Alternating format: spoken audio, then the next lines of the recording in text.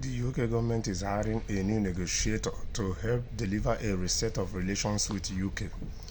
The job posting says the role will lead the government's relationship with the European Union and negotiations with the EU on key UK interests, with mentions of trade, security and border policy.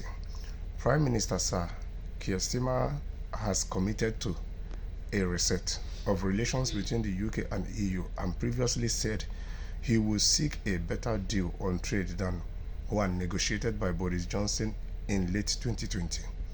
However, the Prime Minister has said that resetting does not mean reversing Brexit. The new negotiator role is advertised as a high-profile senior position that will receive significant public scrutiny and political attention in the job posting published online by the Cabinet Office. The second permanent secretary for European Union and International Economic Affairs will act as a shepherd, a senior and personal representative of the Prime Minister at international summits and engagements. The person will be required to oversee and lead policy development on trade, including the Windsor Framework, the Trade and Cooperation Agreement, the Entry and Exit Scheme, a new upcoming digital EU border scheme, and the other border policies questions. The salary range is £153,000 to £200,000. So you see, because in late 2020s, Boris Johnson, as a normal politician, sang the rhythm that the average British citizens want to hear in order for him to gain the numbers and win the election, of which we know what the outcome later became.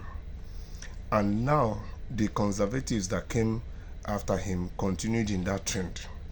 And now the Labour, which came into power this year now, is going to waste a whole lot of taxpayers' money to be able to renegotiate a better deal, according to the Labour Prime Minister, in order for them to get a better deal.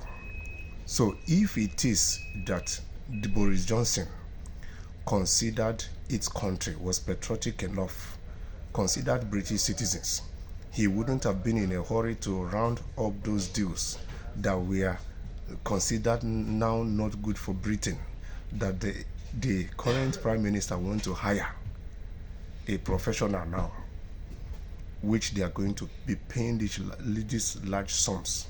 We are just talking about salaries. We have not talked about incentives that will come for this person that will occupy this post. So at the end of the day, you see that politicians are just selfish. Yes, they are just selfish. They are self-centered. For them, it's just for them to become more richer. It's just for them to become more powerful by remaining in the corridors of power. So you see what is happening now.